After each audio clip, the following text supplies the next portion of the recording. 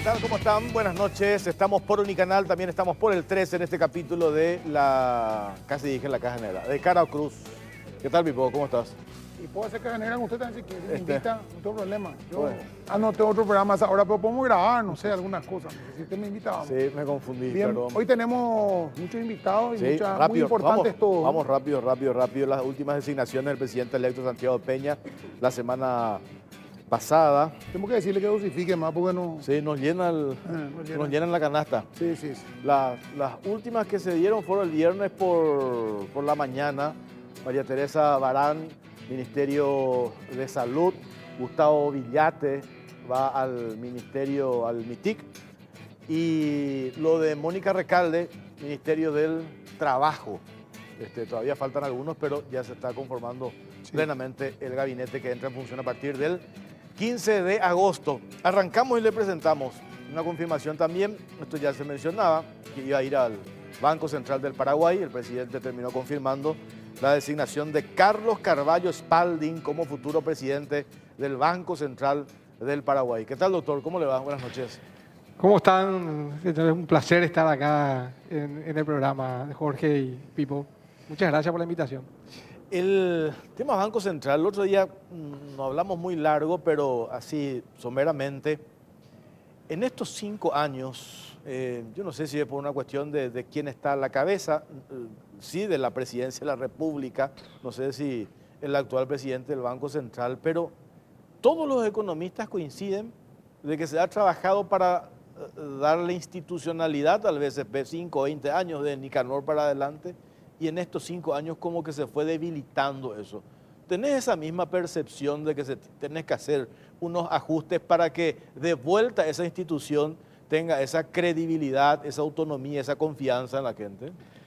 Mira, Jorge, yo creo que a mí me toca ya hablar, digamos, desde una impronta de candidato a presidir, porque todavía soy, digamos, un designado por el presidente, pero falta completar, digamos, el proceso legislativo, digamos, para la confirmación efectiva. Pero yo, más que de alguna manera hacer un diagnóstico del último periodo del BCP, lo que me gustaría es centrarme básicamente en lo que es el Banco Central como institución pilar, digamos, de la estabilidad macroeconómica y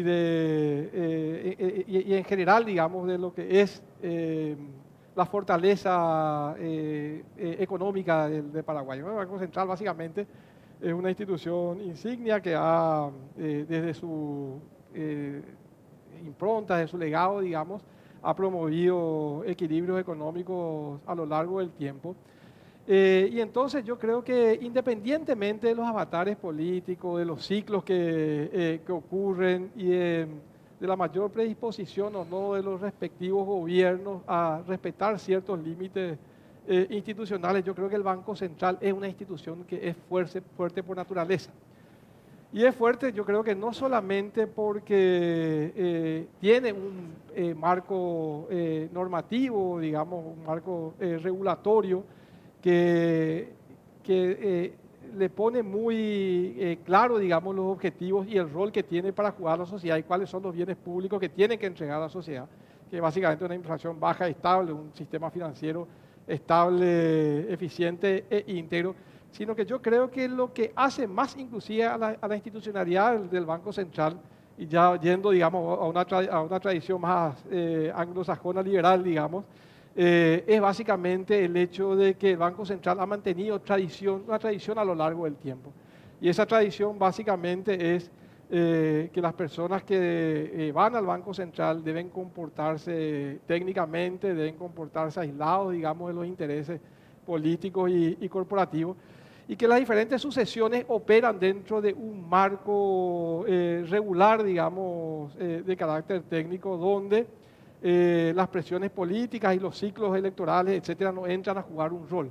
Entonces, cada persona que llega al Banco Central, como es mi caso, llega, digamos, con una responsabilidad muy fuerte, digamos, por preservar esa cultura institucional y esa fortaleza del Banco Central como pilar de la institucionalidad económica, pero también pensando básicamente siempre a futuro, o sea, construir sobre el legado de muchos años, digamos, de mantener este nivel de institucionalidad y a partir de ahí, digamos, pensar qué es lo que uno puede mejorar. Y yo creo que el hecho de que el Banco Central conduzca un comportamiento de esa naturaleza ya de por sí implica, digamos, su propia fortaleza. Digamos. Pues, si alguien que es nominado al Banco Central viene con un discurso reformista o que va a cambiar todo, o que va a inventar la forma, que va a hacer una reingeniería, significa que la institución a la que va es débil y no le marca la pauta, digamos, lo que debe ser su comportamiento.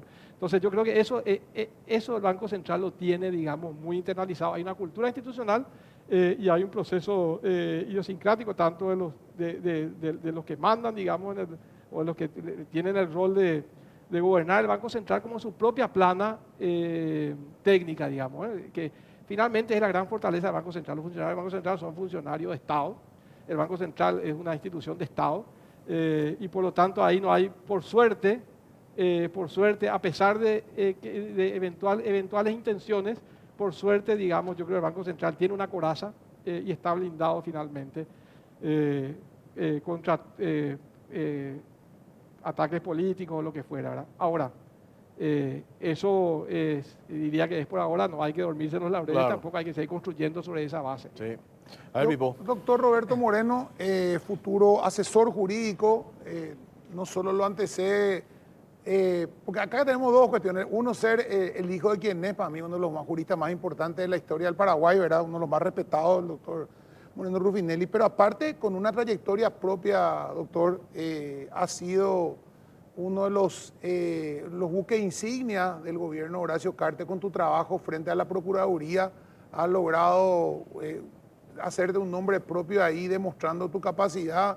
Y hoy te toca quizás de otro lugar, parece medio parecido, como dirían, pero ayer hablaba el presidente, decía, voy a usar todo lo que esté a mi alcance dentro de la ley. Y justamente parece que va a necesitar mucho de vos el presidente a la hora de bajar línea. Bueno, muy buenas noches, Pipo, buenas noches, Jorge, buenas noches a la audiencia. Gracias por mencionar, antes de responder específicamente la pregunta, por mencionar dos cosas de las cuales estoy muy orgulloso, ¿verdad? La primera, como bien decís, soy hijo del doctor profesor Moreno Ruffinelli, a quien le mando un saludo, que es fanático del programa, que seguramente estará viendo con su hermosa señora, mi madre, que también es la que manda, digamos, y estoy muy orgulloso de ese legado y es un nombre que tengo que cuidar y que tengo que hacer valer. Y también estoy muy orgulloso de lo que se hizo en el gobierno del presidente Cartes en la defensa del Estado. Teníamos de hecho un eslogan que era: el Estado no se vende, el Estado se defiende, porque históricamente y en un símil futbolístico que él usaba, el arquero se tiraba al otro lado en el penal. Entonces, realmente lo defiendo con mucho orgullo. Fueron años difíciles, no es fácil enfrentarse a las roscas, a las mafias. Ahorramos más de 700 millones de dólares al Estado, que es un récord hasta ahora, y que se bajó al día siguiente que asumió el nuevo gobierno, se bajó. Eso estaba en la página con cada juicio que se había ganado y el monto. Y también el famoso caso de Ramón Berres, ¿verdad? Que no solo ahorramos 100 millones de dólares, sino gracias a eso el Paraguay pudo invertir sus reservas internacionales. Acá el presidente del banco va a poder decir lo que el Paraguay ganó luego de ganar los 100 millones de dólares del juicio de Ramón Berres, más de 400 millones de dólares en ganancia por las inversiones de las reservas que antes no se podían invertir. Así que gracias por mencionar eso, estamos muy orgullosos y también creo que el presidente Santiago Peña ha nombrado a un excelente procurador general, que es el doctor Marco González, que es la primera vez que vamos a tener un especialista administrativista ahí, así que hay grandes expectativas también en Marco. Y lo que decís, la tarea encomendada por el presidente no es menor. El presidente de la República habla jurídicamente a través de los decretos que dicta, a través de las objeciones que hace a las leyes, porque eso es algo que no siempre se tiene en cuenta. El presidente de la República participa en el proceso de formación de leyes en nuestro país. Es decir, vos podés sacar una ley del Congreso, diputados y senadores, y eso no es suficiente. Falta un paso más, que es lo que se conoce coloquialmente como el veto, o como lo llama la Constitución, la objeción. Y eso quiere decir que el presidente puede decir: esta ley no se ajusta a la Constitución o no es una ley oportuna. Imagínate lo que es esa tamaña responsabilidad, además de toda la tarea reglamentaria, de todas las leyes que se dictan, que pasan por la asesoría jurídica de la presidencia. Es un cargo distinto al de la Procuraduría, pero es una gran responsabilidad y me siento muy honrado por trabajar con el presidente, con Santiago Peña, una persona que le conozco hace muchos años y sé de sus inconmovibles convicciones como gobernante futuro y lo que vos decís, todo por el camino de la ley, nada fuera de la ley. También está con nosotros Marco Aurelio González, futuro Procurador General de la República. ¿Qué tal, doctor? ¿Cómo estás? Buenas noches, Jorge. Buenas noches a todos. El tema, bueno, le tenés acá y lo que ha marcado, no porque hasta acá lo decimos, ¿verdad? Yo siempre digo, miramos los hechos objetivos, ¿verdad? Históricamente era muy rentable demandarle al Estado. Es un buen negocio era demandarle al Estado. Después de estos 5 años parece que estuvimos camanduleando de vuelta, pero la responsabilidad que tenés, yo creo que acá lo tenés, reitero, a hilo cerca, y que no venís como un sector de la prensa pretendió instalar. Vos estabas en el Banco Central del Paraguay, creo que de hecho Santiago Peña cuando oficializó tu designación dijo, fue compañero mío en el BCP. ¿Verdad? Más allá de las cuestiones políticas, de que por tu condición de abogado tuviste que haber hecho campaña para que alguien llegue al Consejo de la Magistratura, eso es natural. Entonces, los abogados tienen que nomás luego identificarse con eso, ¿verdad? Activa participación para tener un representante en esos órganos de poder. Pero sí fuiste compañero de Peña en el Banco Central del Paraguay. Además de eso, decíamos el otro día cuando te postulaste para la Corte Suprema de Justicia para una de las vacancias, algunos de los integrantes allí escucharon tu exposición en una de estas, de estos, ¿cómo que le dicen? Cuando hablan... Exposición pública, ¿cómo se llama? La audiencia pública. Las audiencias públicas. Y a muchos les sorprendió tu intervención y dijeron, este señor joven, porque tenés 43, nosotros somos un poco más grandes que vos, decían, este señor es una persona que tiene la formación y tiene una visión clara de lo que se tiene que hacer en el ámbito de la justicia, etc. O sea, todo eso tenés a tu favor. Por eso me parece que este cargo que vas a asumir tenés que dar cuenta de que y actuar en consecuencia, ¿verdad? Sí, la verdad que es así. No hay margen de error y No hay eso margen de error. lo dijo y nos dejó muy en claro el presidente. Tenemos todas las condiciones como para hacer bien las cosas. Y aquí quiero repasar lo que vos bien señalabas, Jorge. Tenemos un modelo de gestión exitoso en la Procuraduría, que es lo que sentó Hilo. Continuar ese modelo, no hay que inventar la rueda, pero también hay que continuar el camino, ¿verdad? Hilo, a Roberto le costó mucho, me consta, el trabajo enorme que hizo en la Procuraduría. Imagínate, no tenía una sede decente, no tenía una biblioteca, no tenía un salón auditorio, invirtió en capacitación, ingresó mucha gente de primera. Hay muchos factores que hay que continuar haciendo.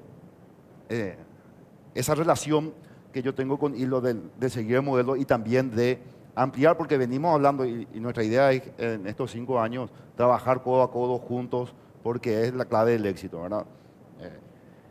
Y recordarte o comentarte, vos hablaste de mi relación con el presidente electo, y sí, me tocó trabajar con él en procesos donde él ha liderado casos emblemáticos también para el Banco Central y para el Paraguay. A Roberto lo conocí mientras yo estaba estudiando mi doctorado en España y luego al volver, justamente a raíz de este caso es que tomamos más contacto aún y a partir de ahí hubo una relación de mucho profesionalismo académico y también a nivel personal que yo he disfrutado mucho, lo sigo disfrutando. Y nos tocó en un caso donde un ex abogado del Banco Central le regulaba honorarios y llegaba a intimarle al Banco Central para que pague, y Santiago Peña era miembro del directorio del Banco Central y dijo, señores, a este señor no le podemos pagar, es una vergüenza. El Banco Central le pagaba su sueldo, cobraba honorarios de la quiebra, porque solamente el Banco Central puede solicitar la quiebra, y después venía y otra vez reclamaba honorario al Banco Central. A pesar de haber una expresa prohibición constitucional, se paseaba con los tribunales sacando sentencia a su favor. Era una vergüenza. El presidente Peña dice eso, encarga que se busque alguna alternativa, porque básicamente ya estaban todos con la mano arriba, y dijo, yo renuncio, pero esto no puede ocurrir, ¿verdad? Porque el directorio, si se veía embretado por una orden judicial, se veía expuesto al desacato si no cumplía la orden judicial. Buscamos una alternativa jurídica, me voy yo a ofrecerle a su despacho y me dice, ¿cómo se llama la acción que queremos hacer? Certeza constitucional. ¿Cuáles son los fundamentos? Anota los 3 aspectos. Yo me bajo a la oficina, después de 10 minutos me llama por teléfono. Marco, adelante, tráeme el escrito y vamos a seguir avanzando. Era un periodo de transición como este. Presentamos la acción y cuando asume el nuevo gobierno, él se encarga de tomar relacionamiento con el Ejecutivo y con Hilo. Ahí la Procuraduría se pliega a la acción del Banco Central y da una señal fuerte de que a partir de ahora el Banco Central del Estado paraguayo se va a defender con fuerzas, con todas las armas y va a hacer uso de la justicia que está de su lado, porque los argumentos legales, constitucionales y jurídicos estaban del lado del Banco Central y a partir de ese momento se ha obtenido con ese procedimiento, con esa vinculación, con esa organización, aunando esfuerzos, un resultado no solamente muy favorable para el Banco Central, sino para todo el Estado paraguayo, porque esa misma práctica estaba permeando en otras instituciones públicas. Ese ejemplo que estás dando me parece que grafica cuál va a ser tu conducta a partir del 15 de agosto desde la Procuraduría y tu relacionamiento con el presidente. Con el presidente y con Roberto. Claro. Es exactamente el mismo escenario, creo yo. Doctor, le quería contar yo al doctor. Hay un tema que es urgente, que se está planteando ya hace tiempo, que es el tema de las empresas acreedoras del Estado, empresas constructoras, sobre todo vialeras, que reclaman al Banco Central que por un lado el Estado paraguayo no les paga, ellos se endeudan con el sector privado y el sector privado, al no poder pagarle al Estado, no le paga al sector privado y la calificación del Banco Central se les va a 5 y no pueden acceder a crédito, no pueden seguir trabajando. Es una cuestión así que el propio Estado no me paga, pero el propio Estado no me castiga. Es un tema que vas a tener que resolver urgentemente, no sé si con el Parlamento, con alguien, buscar una salida ya, porque salimos de un gobierno que deja estar las cosas y que le importa 3 cuernos las cosas, evidentemente, y dejan que las cosas fluyan y se hundan atrás todo, pero esta no es la política de este gobierno que entra. No, sin duda. Es más, me voy a atrever, digamos, a meterme en un tema que le compete en realidad al próximo jefe del equipo económico, el futuro ministro de Economía, pero yo ya cuando se termine el proceso legislativo con la nueva ley, que es una necesidad. Y yo creo que eso es básicamente parte de este desorden un poco del Estado paraguayo, esta ineficiencia que a veces raya también, digamos, un poco algunos actos que no son del todo sanos, digamos, en la administración pública, pero que yo creo que una buena parte del Estado paraguayo está construido de alguna manera de forma a que estas cosas ocurran, de alguna forma. O sea, el hecho de que ahora el ministro de Hacienda, digamos, que estaba intentando armar un plan adecuado, digamos, fiscal, se encuentra en realidad con información que no estaba, digamos, sobre la mesa, que es básicamente esto que está comentando, digamos, de la deuda con las vialeras, con las farmacéuticas, etcétera, y que de alguna manera implica un efecto sorpresa, que en términos de las decisiones económicas no es el mejor escenario, porque te obliga a replantear, digamos, determinadas decisiones. Eso no es bueno, digamos. Entonces, resulta que el déficit fiscal, que en principio en el marco del plan de convergencia tenía que terminar más o menos en 2,4% del producto, finalmente no va a ser así, va a terminar en 3% por una serie de razones que en todo caso eso lo analizarán los equipos que están trabajando en ese tema. Pero adicionalmente a eso tenemos el Estado tiene una deuda que es más o menos el 1,5% del producto, digamos, que no solamente complica el proceso de convergencia, digamos, hacia nuevos equilibrios económicos desde el punto de vista fiscal, en este caso, en particular, sino que también produce externalidades negativas que vos estabas mencionando en el resto de la economía, digamos, ¿verdad? Empresas que de alguna manera no cobran, por lo tanto no pueden pagar su deuda en el sector financiero, eso complica su calificación, etcétera, y finalmente acaba impactando directamente en aquello que más nos duele, que es el empleo, digamos, el ingreso de la gente, etcétera, etcétera. Entonces yo creo que el reordenamiento del Estado es una labor que creo que en lo que el presidente siempre ha venido anunciando y el ministro de Economía, el futuro ministro de Economía también, creo que es una prioridad inexorable, digamos, para este gobierno. No solamente porque eso forma parte, digamos, de un plan de gobierno, sino que porque la necesidad de tener un Estado eficaz, digamos, en primer lugar eficaz, o sea, eficaz significa que un Estado que cumpla un rol realmente en proveer bienes públicos para la población y que logre impactar en la calidad de vida y bienestar de la gente, es una necesidad. Pero también un Estado eficiente, un Estado de alguna manera que sea capaz de asignar correctamente los recursos, de no dilapidar los recursos y que de alguna manera tenga mecanismos adecuados como para que los incentivos perversos no operen. Porque finalmente hay corrupción cuando en realidad hay facilidad para hacer malas cosas. Pero si uno tiene de alguna manera un Estado que tiene desarrollos tecnológicos adecuados, donde los sistemas de compra son transparentes y trazables, etcétera, uno mitiga muchísimo, digamos, esos aspectos. Entonces yo creo que el foco que está puesto en este reordenamiento del Estado, que lo que busca es una eficacia, o sea, porque mucha gente dice achicamiento del Estado. Yo creo que esa denominación es incorrecta. En realidad este proceso es fortalecimiento del Estado, porque lo que se apunta es básicamente a tener instituciones que no solamente tengan el mandato de cumplir con determinados objetivos, sino que también tengan la fortaleza institucional para poner sobre la mesa las discusiones sobre las reformas, digamos, y llevar adelante los procesos que tienen que llevar. Entonces, yo creo que es importante entender que este es un momento donde la necesidad de tener ese tipo de Estado, digamos, no tener más instituciones que, no quiero ser peyorativo, pero que son más o menos zombies, digamos, que tienen mandato, pero no tienen instrumentos, ni no tienen recursos, ni no tienen la fortaleza, digamos, para hacerlo, pasen de alguna manera a ser efectivos en ese sentido. A ver, tenemos que hacer la primera pausa. A la vuelta seguimos hablando con nuestros invitados. Pausa, venimos enseguida.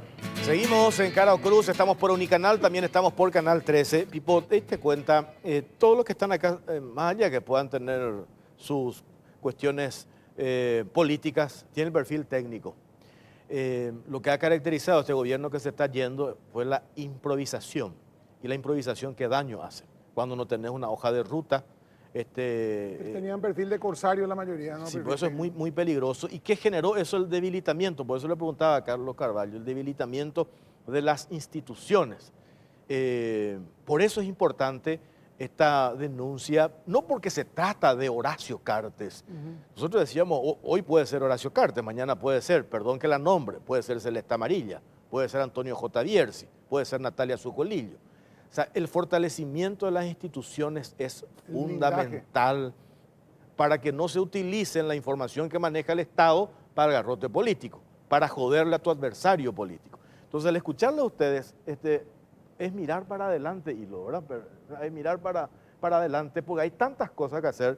El doctor Carvalho decía recién, la urgente necesidad de reorganizar el Estado, ¿verdad? De eso me parece que se trata, y lo que sucedió el 30 de abril hay que entender, ¿verdad? La clase política, y me parece que ese es el camino, entender el mensaje de la ciudadanía de qué es lo que se quiere. Nosotros hacemos una encuesta en la calle, te va a preguntar, la gente no va a estar preocupada por las declaraciones del diputado, ¿cómo se llama? Esgay. Están en otras cosas, te dicen, mi barbero, perdón que lo mencione también, me dice, Huellita por la combustible el 15, ¿va a bajar por el combustible? Sí, va a bajar, le digo, ¿verdad? Cuestiones que hacen al bolsillo de la gente, y lo... Bueno, me encanta lo que plantea Jorge, y también lo que estaba diciendo antes de la pausa el presidente, el futuro presidente del Banco Central. Tenemos una tranquilidad como partido de gobierno. La Asociación Nacional Republicana tiene la famosa frase, el Estado servidor del hombre libre, lo que decía un poco el presidente y lo que decías vos, un Estado con instituciones fuertes que no sean permeabilizadas por intereses ad hoc del momento o coyunturales. Y acá no hay que inventar la pólvora, como bien decía Marco, nadie va a inventar la rueda acá. Hay una convergencia en la ciencia política actual de cuál es el camino para que los países prosperen o para que los países fracasen. Esto lo dice Douglas North, profesor de la Universidad de Chicago, lo dice Francis Fukuyama, el famoso profesor de la Universidad de Stanford, y lo dicen Robinson y Acemoglu. Uno de ellos dio clase nada menos que con nuestro futuro presidente Santiago Peña, algo un poco para sacar pecho, ¿verdad? ¿Y cuál es la convergencia que se produce en la ciencia política? La diferencia entre un Estado que prospera, un país que se vuelve rico y un país pobre que involuciona, como los ejemplos de Nigeria, Zimbabue o Argentina, lastimosamente, está en las instituciones fuertes. Y eso es algo que nosotros tenemos que recuperar y que el Paraguay tiene que entender. En la medida que tengamos instituciones fuertes, que no pueden ser manejadas por telefonazos o otras mamalinas, el Paraguay va a crecer y a prosperar, no vamos a poder inventar la rueda. Y en la medida que no, como bien lo dijiste vos, vamos a ir hacia atrás. Doctor González, uno de los rumores que corre acá entre los medios de prensa, nosotros nos cuentan muchas filtraciones ahí de las instituciones, y nos dicen, están, aparte de la deuda que ya está, de lo que hablábamos, de la deuda que está, se está inventando deuda, o sea, están creando supuestos acreedores fantasma del Estado que van a aparecer de la nada a reclamar montos que no corresponden por cuestiones que no se hicieron. Te va a tocar a vos revisar esos casos como procurador, o sea, revisar esos juicios que le van a hacer al Estado justamente y te cuentan ustedes con el equipo para hacer frente a ese tipo de cosas, porque eso van a dejar instalado y eso es una mafia realmente. Sí, la verdad que le va a encontrar un Estado preparado para defenderse correcta y adecuadamente, con todas sus fuerzas, con los mejores argumentos y con una posición sólida y fuerte y con mensajes claros de que el Estado no va a dejar de avasallarse, el Estado se va a defender. El mismo Logan que usó y la misma idea que él transmitió durante esos 5 años de su administración, esa misma idea nosotros vamos a querer reflejar o vamos a dar y vamos a poner todo el esfuerzo para que se entienda que el Estado no va a dejarse avasallar, va a cuidar cada detalle, va a ser muy minucioso. ¿Y qué se requiere para eso? Recién lo dijo de manera muy clara, apelar a la meritocracia. Apelar a la meritocracia es cuando hay cargos vacantes, hacerlo por concurso, premiar el esfuerzo de los funcionarios que en realidad tienen un trabajo encomiable dentro de la institución, que no queden postergados porque hay un apadrinado político que tiene que venir a ocupar un cargo. Las reglas son demasiado sencillas. Hace falta voluntad, nosotros tenemos toda la voluntad, tenemos la mejor intención y es más, tenemos el mandato expreso del presidente de comportarnos de esa manera. Yo digo, para ir cerrando, ¿qué más podemos pedir? Cuando hacemos una mirada, el DT selecciona a sus jugadores y yo creo que hoy son los que están en mejor, que por lo menos han entrenado y tienen, no sé si van a meter goles, ¿verdad? Ojalá, porque si ya graficar que entendemos todo el lenguaje del fútbol, esa es la parte que yo no logro entender de un sector de la prensa y de un sector de la oposición, esa oposición tilinga, como decimos nosotros, y no esa oposición constructiva, ¿verdad? Hoy yo veo que hay un sector de la prensa incluso que pretende dinamitar a toda costa, ya no todavía no está en función de poder el nuevo gobierno ya. A ver qué le podemos buscar a Carlos Carvalho. A ver lo de Marco, no, Marco salió una foto con Bogarín, significativa, salió una foto en un... A ver, y lo que hizo, o sea, buscarle. Yo entiendo el trabajo, por Dios.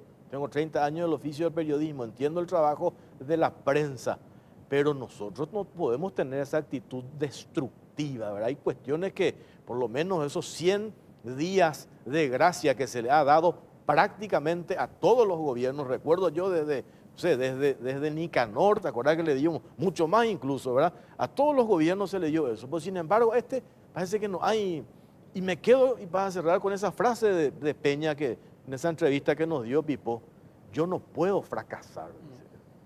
Entonces me parece que si esa es ya la línea del presidente, se contagia y va para ustedes también. Ustedes no pueden fracasar. No hay margen de error, también dijeron. No hay margen de error acá, ¿verdad? La problema, hay demasiados problemas tenemos. 5 años perdimos mucho tiempo y necesitamos construir urgente, ¿verdad? Porque yo creo que ya ese mensaje de ciudadano de 700.000 votos, del voto bronca, que ya inclusive dice ya no me gusta este sistema, está en riesgo el sistema republicano, la democracia está en riesgo. Entonces no podemos fracasar. Yo creo que... Ahora, lo que hay que tener en cuenta es la cuestión de hacer bien el trabajo sin estar queriendo darle el gusto a nadie. Porque muchas veces darle el gusto a determinados grupos mediáticos es hacer mal el trabajo. porque la intención es que se haga mal el trabajo. O sea, yo puedo pretender como medio de comunicación marcar una hoja de ruta dentro de lo que corresponde como función de cualquiera de ellos. Pero si mañana resulta que yo tengo un banco y quiero que mi grupo económico, a mi banco no le toquen, y yo le estoy apretando al presidente del Banco Central con ataques, y el presidente del Banco Central para darme el gusto y que yo no se le líe en la tapa porque resulta que compró un nuevo reloj nuevo, ¿verdad? El presidente del Banco Central va a mirar a otro lado cuando haga algo mi banco. Eso es también importante. O sea, hay una actitud cuasi mafiosa que no tiene que ver con vamos a prestar para que haga bien las cosas del gobierno. Está bien, si uno de las funciones de la prensa es esa, contralora, la cuestión de la oposición es contralora, no apretadora para hacer negocio con el gobierno como lo hizo con Marito. Marito cedió a todos los caprichos de la oposición a cambio del apoyo incondicional, que miren a otro lado, algunos medios de comunicación, y muchos opositores se callaron la boca, le dieron la mano, apoyaron barbaridades, y resulta que estamos donde estamos, ¿verdad? En el derecho constitucional moderno, y me meto en el tema que Marco es un experto en derecho público, más allá del cargo que va a ejercer ahora, él tiene un doctorado en España, ni más ni menos, se habla ya hoy en día de la buena fe constitucional, claro, y la buena fe en el sector público, en la opinión pública. Una cosa es una crítica hecha de buena fe y otra cosa es una crítica hecha de mala fe, ¿verdad? Entonces hay que distinguir, creo. Cerramos con una valoración de cada uno. Una cuestión, el viernes por la mañana leía un informe del Banco Central del Paraguay, la inflación se redujo tanto por ciento. Eso nosotros, solamente el Banco Central, yo digo, no tenemos a alguien del sector privado que pueda equilibrar. No digo que ponga en duda el trabajo del BCP, pero ¿cómo se mide eso? ¿Cómo yo hago? Porque yo me voy al súper, la inflación no bajó, los productos, cada vez yo pide, ¿verdad? No noto esa reducción, ¿verdad? Exacto, ¿no? Y esa Pipo, es la crítica que existe, digamos, hacia los indicadores, que son indicadores más macro, digamos. Hay que considerar que la inflación, el IPC, digamos, es un índice, digamos, que es el promedio de los precios de una canasta representativa de la sociedad paraguaya, una sociedad diversa, digamos, ¿verdad? Entonces, el IPC finalmente es representativo de nadie y es representativo de todos, digamos, ¿verdad? O sea, cada uno tiene su propia canasta de consumo, digamos, sí, ¿no? O sea, hay gente que básicamente no tiene posibilidad de consumir más allá de la canasta básica, entonces para esa gente de alguna manera solamente los alimentos, por ejemplo, son representativos o son mucho más representativos. Y así sucesivamente. Pero lo que yo sí quiero mencionar ahí, digamos, para tratar por lo menos de contraponer, digamos, un criterio técnico a ciertas críticas que existen. Yo creo que el Banco Central hace un trabajo magnífico, por más que hay cierta crítica de decir, bueno, el Banco Central es juez y parte porque él mide lo mismo que después, de alguna manera, combate con la política monetaria o controla con la política monetaria. Y lo que quiero decir ahí es que básicamente detrás de eso hay un criterio técnico extremadamente riguroso que fue perfeccionado a lo largo del tiempo. El equipo que mide el IPC, y Marco conoce bien porque proviene de ahí también, el equipo que mide el IPC es un equipo muy grande, muy formado, etcétera. Y además es un indicador que está auditado, digamos, por organismos internacionales y sigue los estándares internacionales, etcétera. Es decir, el IPC se mide igual acá, en Estados Unidos y en la China.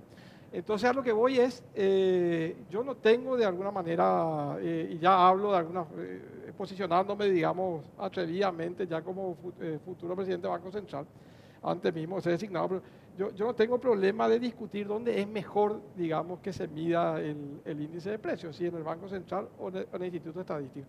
Lo único que digo yo ahí es que si vamos a sacarlo del Banco Central, garanticemos la calidad técnica del indicador, porque lo peor es tener un indicador mal medido y sobre eso tomar decisiones de política económica. Y es más, te diría una cosa, para poner otro punto de vista otro punto de vista sobre elementos reales. El lugar donde más fue atacado y más fue capturado el índice de precios políticamente fue un país donde tenía un instituto de estadística que en su momento era autónomo, etcétera, y que estaba por fuera del Banco Central, ¿verdad? Y que se distorsionó absolutamente ese indicador hasta transformarlo en algo estéril, inservible, etcétera, ¿verdad? Entonces, si vamos a sacarlo ahí, tenemos que tener seguridad de que donde está no va a ser capturado con fines políticos. Gracias, doctor, por su tiempo, muy amable. Hilo Moreno, tenés que ser uno de los voceros. Ojalá que tenga este criterio aperturista, Peña, aperturista, y a partir del 15 hay que contar, dialogar, hablar y comunicar, ¿verdad? ¿Qué se está haciendo? ¿Cómo se está haciendo? Gustavo Villate, futuro ministro de MITIC, es técnico, evidentemente técnico, un perfil fantástico, lo conozco, pero técnico, no comunicacional, ¿verdad? Entonces me parece que entre Lea, entre vos que van a estar allí en el Palacio, tienen que comunicar este hilo. Y mira, los goles si no se gritan, Sí. no son goles, para seguir con el símil futbolístico. Sin duda que la buena comunicación forma parte esencial del gobierno. Tenemos una ventaja, el presidente de Santiago es un gran comunicador, Sí. ¿verdad? Es un tipo Es muy verdad. abierto, siempre fue y siempre va a ser porque lo conocemos, ¿verdad? Y tenemos un desafío muy grande, Jorge, vos dijiste, la ventanita está así, ¿verdad? Para usar el símil historiográfico, los bárbaros están ya en los portones y hay que tener mucho cuidado, hay que trabajar con mucho ahínco y usando el símil futbolístico una vez más, como dicen los futbolistas. El profe nos da las indicaciones, ¿verdad? En este caso el presidente, y es muy importante eso en la parte jurídica y Marcos tiene más claro que yo incluso. Así como el presidente Cartes bajó una línea muy fuerte, también el presidente Peña está bajando una línea muy Sí. fuerte de defender al Estado. Así que vamos a seguir las indicaciones del profe, como dicen los futbolistas, y por supuesto pidiendo a Dios que nos acompañe, porque sin él no hay forma de tener éxito. Sí, sin duda. Y para cerrar también, doctor González, de manera urgente, y creo que va a explotar ahora en lo de Petropar, PDVSA, ahí ya me dicen, parece que son 500 millones de dólares, de 250 a 280 ya subió a 500, y ese va a saltar evidentemente en contra nuestra, porque es un compromiso que nosotros no hemos cumplido. Me parece que ese es uno de los puntos también, no digo que va a ser principal, pero que va a saltar y tenés que estar preparado para eso. No, de hecho que estamos preparados y que lo vamos a asumir con mucho compromiso, con mucha seriedad y con un rigor técnico lo suficientemente profundo como para aclararlo de manera fácil a la ciudadanía. Porque finalmente el Estado paraguayo defiende los intereses del ciudadano de a pie, quien termina pagando finalmente cualquier resarcimiento o cualquier condena que se le imponga al Estado, es el ciudadano con sus impuestos. Entonces, nosotros asumimos con mucho compromiso y entendiendo la relevancia de nuestras funciones. Y lo pensamos hacer con mucha seriedad y mucho compromiso por el mandato expreso que tenemos, por la voluntad que tenemos y por el compromiso que también asumimos nosotros con este gobierno. Sí. Gracias, Hilo. Gracias, Marco, por su tiempo. A la vuelta a la pausa, Pipo, María Teresa Barán, la doctora designada el viernes como futura ministra de Salud, va a estar con nosotros. Pausa, venimos enseguida. Seguimos en Cara o Cruz, estamos por Unicanal, también estamos por el 13. Ya le presentamos a nuestra invitada, la doctora María Teresa Barán. El viernes se confirmaba su designación. El presidente electo Santiago Peña va a ocupar el cargo de ministra de Salud. ¿Qué tal, doctora? ¿Cómo le va? Buenas noches. ¿Qué tal? Muy buenas noches, Jorge. Muy buenas noches, Pipo. Gracias por invitarme a este programa tan visto. Doctora, tenés ya experiencia, fuiste viceministra varios años, ya conocés el ministerio, o sea, no es nada nuevo para vos. Ahora, te toca en otro momento quizás más complicado, hay muchos deudas no solamente de dinero, sino deudas con la sociedad misma, parte del ministerio. Y como dijo hoy el presidente al presentarte, decía, un área muy sensible, muy delicada, donde hay que tener mucha empatía con la población. Sí, realmente yo creo que el Ministerio de Salud es una de las áreas más sensibles dentro de lo que es la cartera en el servicio, en el gobierno, ¿verdad? En primer lugar, yo me siento con un compromiso enorme, con una gran alegría de poder llevar adelante la cartera que es el Ministerio de Salud. Y como dijiste, tengo una militancia dentro de salud pública, tengo casi ya 23 años de antigüedad dentro de lo que es el Ministerio de Salud Pública y en donde fui haciendo carrera dentro de lo que es salud pública. Empecé en un puesto de salud, en un centro, estuve como médico de guardia, estuve como jefe de sala, o sea, pasé por todos los estamentos. Trabajé también, estuve en la Secretaría de Salud de la Gobernación de Itapúa, estuve como directora de salud en la Municipalidad de Encarnación, entonces creo que eso hace que me dé como una visión un poco más amplia de lo que es salud. ¿Es un desafío? Sí, es un desafío muy importante. Siempre cuando hablamos de salud decimos que nunca son suficientes los recursos y una realidad que tenemos que manejar, que nosotros en Paraguay hoy tenemos un sistema de salud segmentado y fragmentado. ¿Qué significa esto? De que hay muchísimas instituciones que son del propio Estado, que tienen presupuesto de salud, y al ser segmentado y disgregado, hace que estos pocos recursos que tengamos no pueda llegar en tiempo y forma y con eficiencia a la población, que es la que es nuestro objeto de estar, ¿verdad? Y en salud pública no nos tenemos que olvidar de que uno de los capitales más importantes que tenemos en salud pública es el recurso humano. Entonces, a mí me va a tocar, y creo que tenemos que trabajar en dos escenarios. Por un lado, como prestador de servicio, en donde nuestros recursos humanos tienen que entender y tienen que comprender que las personas que concurren a nuestros servicios, aparte de su problema de salud, tienen su problema económico y su problema social. Entonces, ellos merecen de que nosotros como profesionales de salud tengan la mejor atención que se merece.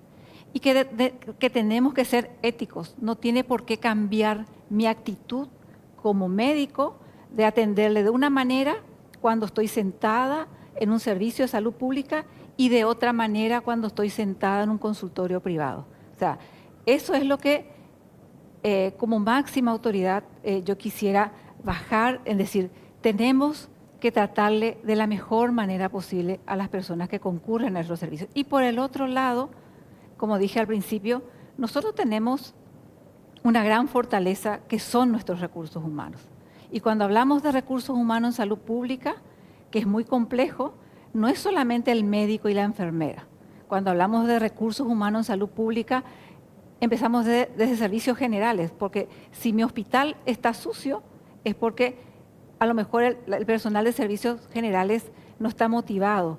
Es parte importante del proceso. Si el personal administrativo, que es el que tiene que recibir al paciente, el que tiene que anotarle, el que tiene que decirle vas a consultar con tal, o sea, todo el personal es importante en donde nos toca vivir y donde nos toca estar. O sea, no es porque yo sea ministra, voy a ser más importante que mi personal de limpieza, por ejemplo. Para mí, el personal de limpieza es tan importante como el trabajo y la función que yo tengo.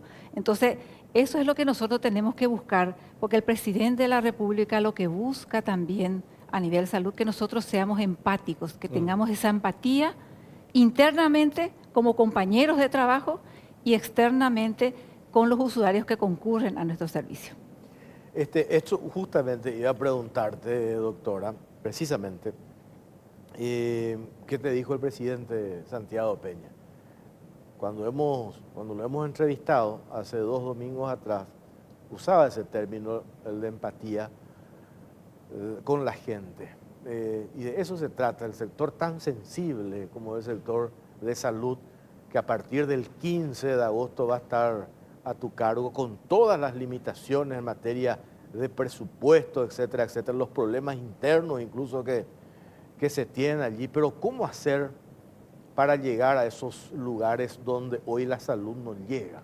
Y todos los días vemos eso, la zona acá, la región occidental, en el interior profundo, ahí están las inequidades, ¿verdad? Entonces me parece que por eso también eso genera frustraciones, enojo, furia en la gente, ¿verdad? Me parece que también tenemos que buscar la forma de llegar hasta esos lugares. Sí, de hecho que esa es la tarea que me ha encomendado el presidente de la República, Santiago Peña, de que busquemos de que no haya esas inequidades y de que lentamente podamos construir ese acceso universal a los servicios de salud. Entiendo perfectamente bien donde en salud pública y cuando hablamos de salud, todos tenemos un poquito de responsabilidad, empezando por la propia persona, y donde aquí la forma en que nosotros podamos llegar entre todos es haciendo un trabajo articulado, un trabajo conjunto, no solamente del Ministerio de Salud, sino también de otros ministerios que también forman parte del Estado y también con las gobernaciones y las municipalidades. Porque nuestro servicio de salud, y una de las cosas que es importante tener en cuenta, En Paraguay hace años ya funciona una estrategia, que es la estrategia de atención primaria en salud, en donde la atención primaria en salud es una estrategia donde habla de que se tiene que manejar el 80% de las patologías prevalentes de esa comunidad en la unidad de salud de la familia. Tenemos que trabajar con las unidades de salud de la familia para que trabajemos en el campo de la prevención también. Y lo que es un sueño y es un gran desafío, que la puerta de entrada al servicio de salud tiene que ser la unidad de salud de la familia, porque la unidad de salud de la familia es el servicio de salud que está más cerca de la comunidad. Entonces, esa es una estrategia que tenemos que seguir fortaleciendo y que a partir de ahí podamos ir construyendo esa red de unidad de salud de la familia, unidad de salud de la familia estándar, y ir derivando de acuerdo a la complejidad donde corresponde.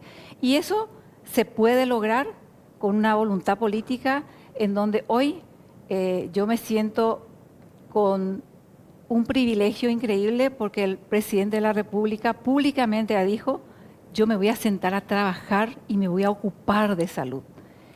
Eso es un privilegio demasiado grande, importante, porque el propio presidente de la República está diciendo: yo me voy a ocupar de salud pública y vamos a trabajar juntos. Entonces, eso significa de que vamos a tener prácticamente todas las herramientas para poder trabajar, y como también lo dijo el presidente, hoy la población paraguaya ya no está más para esperar.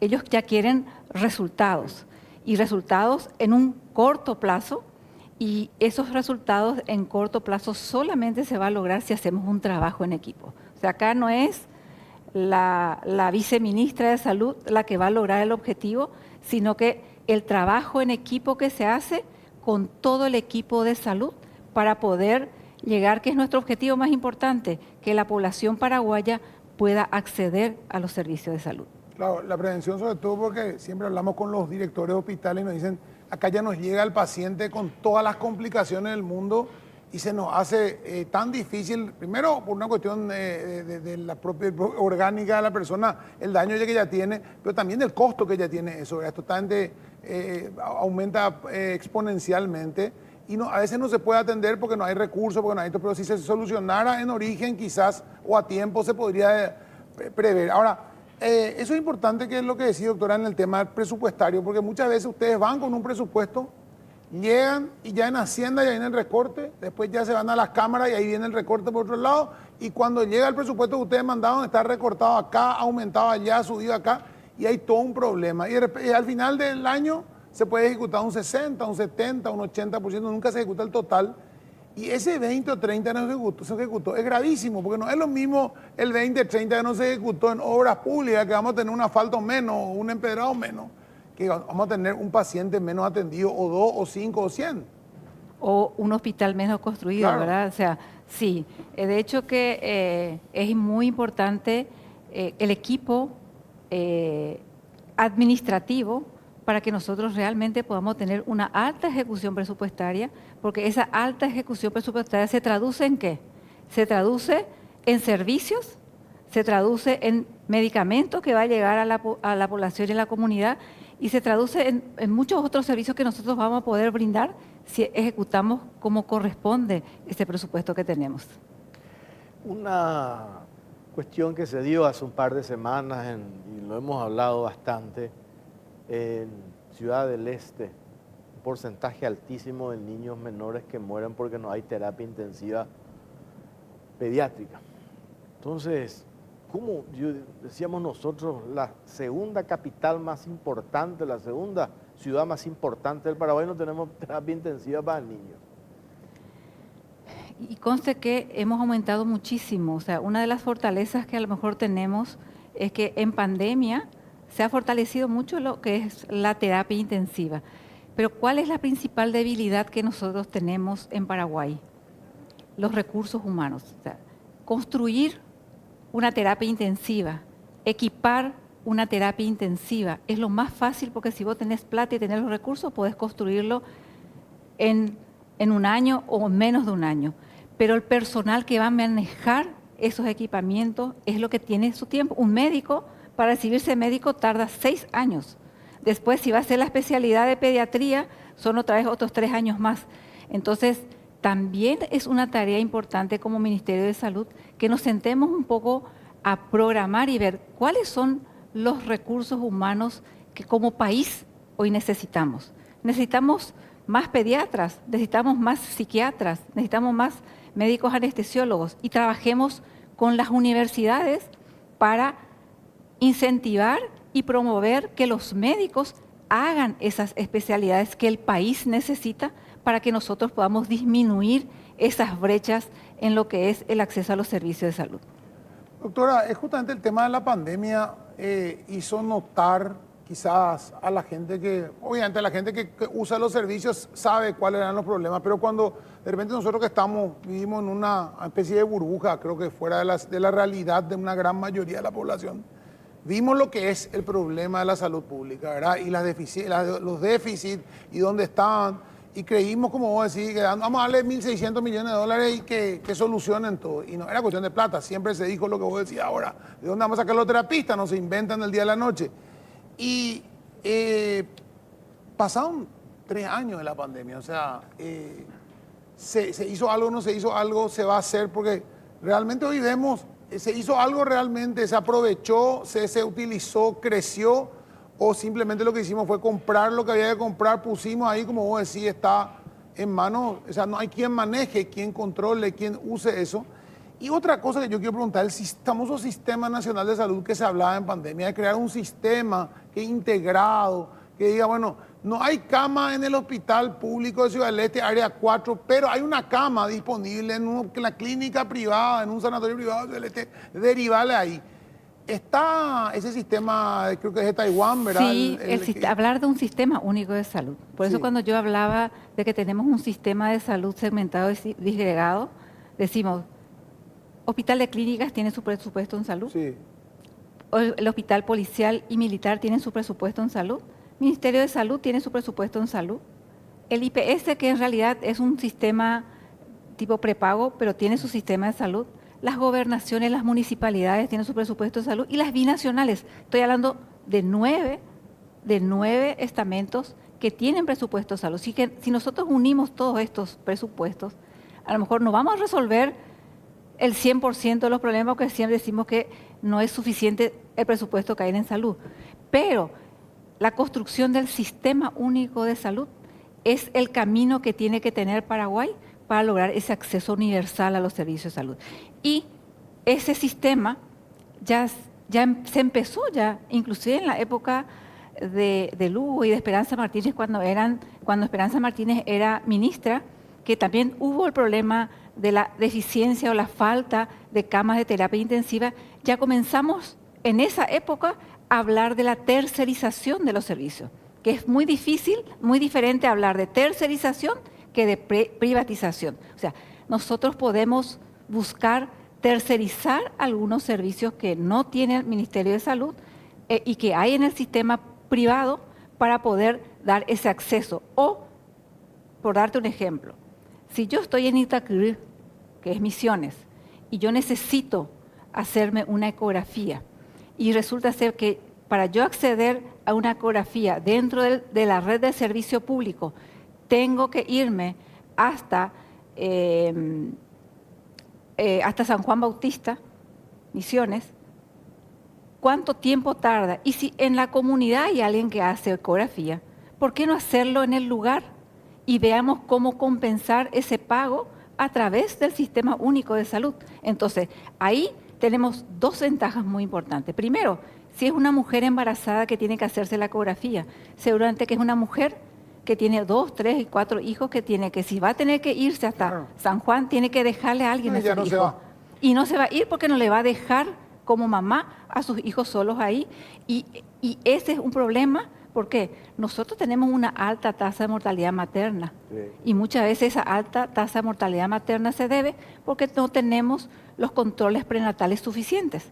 Y a veces es la mujer embarazada va al servicio de salud, consulta con el médico, se hace su control prenatal, le entrega la orden para hacerse sus análisis y su ecografía, y eso lleva en su cartera y se va a la casa porque porque no tengo cómo hacerlo. Entonces, ese es un desafío sumamente importante que tenemos nosotros como salud pública, de brindarle a esa embarazada esa oportunidad de que si yo le estoy dando una orden de ecografía y una orden de análisis, a través del sistema que tiene que ser integrado y conectado a la red, yo le pueda decir, mira María, vos no te vayas a preocupar, que vamos a hablar a lo mejor con el intendente y vos te vamos a llevar hasta San Juan Bautista Misiones, te vas a hacer tu análisis de rutina, te vas a hacer tu ecografía y te vamos a volver a traer a tu comunidad.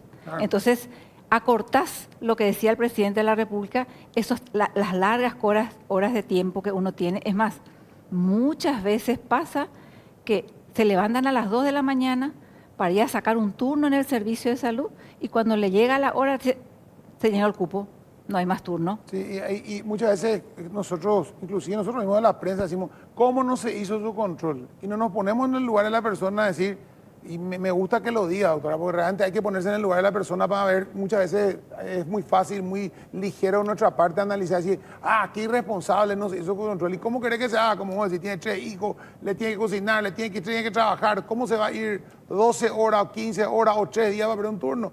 Y por eso no se lo hacen, no por negligente. Sí, por eso yo decía de que tenemos que ser empáticos y tenemos que conocer la realidad de cada una de las personas, ¿verdad?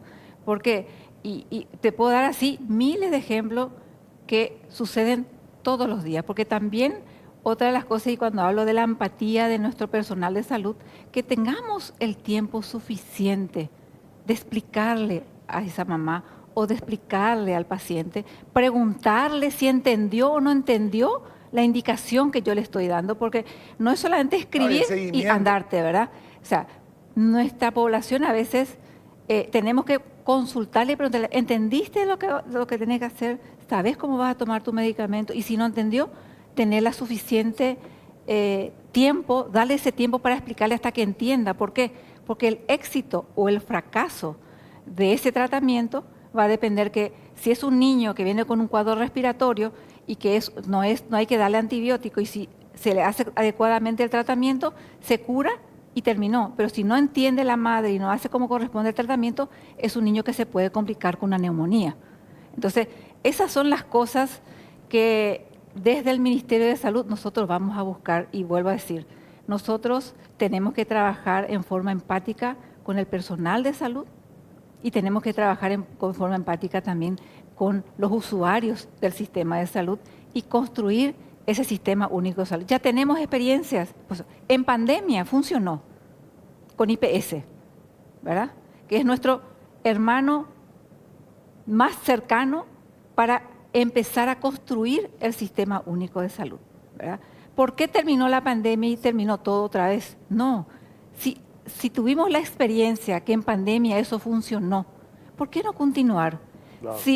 ¿Por qué no continuar practicándolo cuando el beneficio va a ser para todos, ¿verdad? Yo entiendo también que en IPS el asegurado paga ese servicio, que es cierto, pero ahí se puede hacer una buena planificación y decir, bueno, que IPS se encargue de los medicamentos de su asegurado y que Salud Pública se encargue de los medicamentos y del no asegurado, que muchas veces también eso pasa, que la realidad que hoy tenemos, que el IPS no tiene la capacidad de llegar a todo el territorio paraguayo. Y muchos asegurados del IPS también consultan en nuestro servicio, que nosotros, como lo dice la Constitución Nacional, todo paraguayo tiene el derecho de acceder a un servicio de salud. Por último, doctora, insististe mucho sobre el factor recursos humanos. Supongo yo que conoces perfectamente, porque estuviste como viceministra 5 años, el relacionamiento que vas a tener con los sindicatos. Son fuertes los sindicatos del gremio, Sindicato Nacional de Médicos, y tienen sus históricas reivindicaciones, sus posiciones, sus reclamos, etcétera, etcétera. ¿Cómo está tu relacionamiento con ellos? Bueno, yo creo que cuando fui viceministra traté muchísimo con el sindicato de médicos y con todos los otros sindicatos también, que yo creo que es muy importante cuando sucedan esas diferencias, sentarse en una mesa de diálogo y ver realmente qué es lo que ellos quieren y qué es lo que yo como ministerio le puedo dar. Y buscar un consenso, decir, bueno, lo que vos me estás pidiendo hoy, yo no voy a poder cumplir a lo mejor el 100%, pero vamos a buscar la fórmula y la manera, porque es cierto, en salud pública tenemos que buscar la reivindicación económica también, porque es justo los reclamos que ellos hacen y también no solamente es la cuestión salarial, sino también es buscar darle una mejor condición laboral, ¿verdad? Que a veces es que el médico tenga una habitación digna cuando está de guardia, donde pueda descansar adecuadamente, que podamos tener las condiciones mínimas para que el médico que está de guardia tenga su área de descanso cuando no hay médicos en la guardia. Entonces, yo soy una persona y que vamos a trabajar todo en equipo, y yo creo que con el equipo vamos a poder lograr trabajar también con los sindicatos y siempre fui aperturista en decir, bueno, vamos a establecer una mesa de diálogo, vamos a trabajar y vamos a ver cuáles son los puntos que ustedes creen que es importante y vamos a trabajar por esos puntos y vamos a tratar de buscar cuál va a ser la mejor solución. Sí. Hablando, se entiende la gente. Sí. Doctora, gracias por su tiempo. Gracias, éxitos. Y a ver, a partir del 15 ya falta ¿cuánto? ¿Cuánto? 7, 8, 9 días. Sí, 9 días, realmente, doctora, un desafío muy importante, sí. Pero yo por lo menos te veo muy sólida, te veo muy conocedora sobre todo de la realidad. Eso es lo importante, no es una improvisación, por lo menos eso es importante, porque hay que entrar y ya de cero, ¿verdad? Así mismo. De ayer es la cuestión, para ayer es todo. Sí, así mismo. Y sí, vuelvo a decir, las instrucciones del presidente Santiago Peña fueron muy contundentes, muy precisas, y yo tengo hoy, tenemos, porque en realidad tengo que hablar de que tenemos con un equipo, porque sola eso no se va a poder hacer. Sí o sí es trabajar en equipo, bajar la línea y que eso se cumpla para que se pueda lograr el objetivo de que, ¿cuál es nuestro objetivo más importante? Que la población que más necesita pueda acceder a nuestros servicios de salud. Sí. Gracias, doctora. Gracias a ustedes. Nosotros hacemos una pausa. A la vuelta van a estar con nosotros los futuros directores de las binacionales. Futuro financista de la doctora acá en el ministerio. También, pero no solamente. Bien que está bien con ellos. Sí. Pausa, ya venimos. Soy Carlos Cruz, estamos por Unicanal, también estamos por Canal 13 Pipo, gracias a quien el vino que estamos tomando. Recibimos nuestro marqués de Casa Concha Carne Sodeñón, de Concha y Toro, por supuesto, de Ramírez Díaz Espada, como siempre, muchas gracias. Y a Casa Mingo por nuestras copas y vasos. Muy bien, y aprovecho también para agradecer a Gilardini por el saco, por la camisa. Muchas gracias, Gilardini. Bueno, le saludamos Justo Zacarías, futuro director de la Itaipú Binacional. ¿Qué tal, ingeniero? ¿Cómo le va? Bien, Jorge, Pipo, querido amigo Luis, placer de estar en contacto con ustedes, con la audiencia, debatir un poco nuestro futuro y nuestras esperanzas del nuevo gobierno. El cargo, después de presidente de la República, me dicen el más apetecible, el de Itaipú. Yo creo que es un cargo muy importante. Y siendo un cargo muy importante también conlleva una enorme responsabilidad. Que el presidente me haya honrado con esa distinción, a mí me da me genera un enorme compromiso que solamente voy a poder devolver con mucho esfuerzo, mucha dedicación y Dios quiera que con buenos resultados. Ahí algunos técnicos me decían, en este escenario hoy, en Itaipú, más allá de la cuestión de la experiencia técnica, no pasa precisamente por megawatt, potencia, sino por la cintura política que podamos llegar a tener nosotros para encarar negociaciones, acuerdos con el Brasil, por ejemplo. Y hay un punto a favor que me parece que ya de entrada vas a tener, ingeniero, es ese buen relacionamiento que ha demostrado que tiene el presidente Santiago Peña con el presidente Luis Ignacio Lula da Silva, para lo que posteriormente se tienen que definir en materia de Itaipú Binacional. Gracias a Dios, creo que gran parte del trabajo que uno podría hacer lo está haciendo ya el señor presidente de la República, Santiago Peña. El primer gran tema que alivia, ¿no?, un poco la carga que podría tener el director general paraguayo es cuando el presidente Santiago Peña en innumerables ocasiones llevó para sí la responsabilidad de la renegociación del anexo C. Eso sería una responsabilidad medio natural, un poquito más de Cancillería, bastante de Itaipú, etcétera, pero él dijo, yo voy a encabezar las negociaciones del anexo C de Itaipú. Y ha debatido eso con Lula ya en varias ocasiones. Le hemos visto encontrarse 3 veces en los últimos 15 días, se encuentran de vuelta dentro de unos 9 días, Sí. se encuentran de vuelta acá y seguramente las conversaciones al respecto de ese y otros temas bilaterales continuarán. Y yo, Jorge, a comienzo de este periodo que está terminando, algunos amigos me pidieron hacer un trabajo, una presentación sobre el anexo C y darnos tus ideas. Y en ese trabajo que hice, lo primero que puse, primera hoja del trabajo, es que la definición del anexo C es una definición política, en un 90%, diplomática unos 7, 8 y 2% técnica, que simplemente ya significa colocar la decisión en los papeles. Entonces la buena voluntad de ambos gobiernos nos va a llevar a si Dios quiere, un buen resultado. Digo la buena voluntad de ambos gobiernos porque ambos gobiernos ya dejaron claros los conceptos. Itaipú, una empresa que genera energía y impulsa el desarrollo de Paraguay y Brasil. Ambos presidentes han dejado claro esa visión y teniendo esa visión presente se torna más fácil la posibilidad de construir un nuevo anexo C, un nuevo documento. Y para nosotros que vamos a administrar eso allá, porque finalmente el anexo C que resulte somos nosotros los que vamos a llevarlo a la práctica, para los que vamos a administrar eso va a ser absolutamente tranquilo.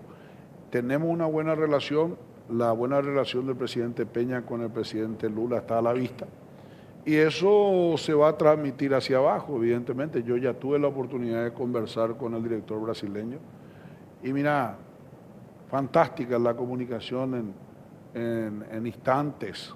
Estuve casualmente con el director financiero brasileño el viernes último a la mañana por Ciudad del Este, fantástica la comunicación. Entonces todo eso nos da una esperanza de que vamos a hacer una gestión que beneficie mucho a Paraguay y a Brasil. Nosotros vamos a preocuparnos del Paraguay, vamos a ayudarle a ellos, esperemos que ellos nos ayuden para el Paraguay, y vamos a ayudarle a ellos también a que el Brasil también tenga muy buenos resultados de la Itaipú Binacional.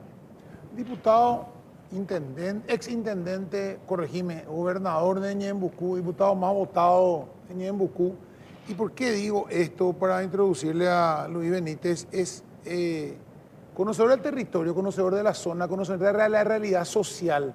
Y Yacyretá tiene un rol social gravitante en esos 4 departamentos de área de influencia, pero sobre todo en 3 departamentos que lo rodean ahí, Ñembucú, Misiones, Itapúa, Cazapá, creo que también es área de influencia de ustedes.